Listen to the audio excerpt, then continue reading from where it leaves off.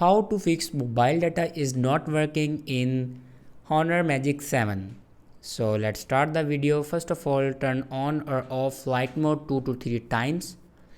Now swipe down to your control center, and here you can turn on or off airplane mode 2 to 3 times like that. After that, check your network connection. After checking your network connection, then reset your network settings. For reset your network settings, open settings and then scroll down in last and click on system and updates. After clicking on system and updates, then click on reset and then click on reset network settings and then again click on reset network settings.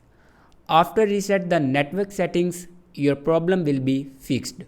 Thanks for watching this video.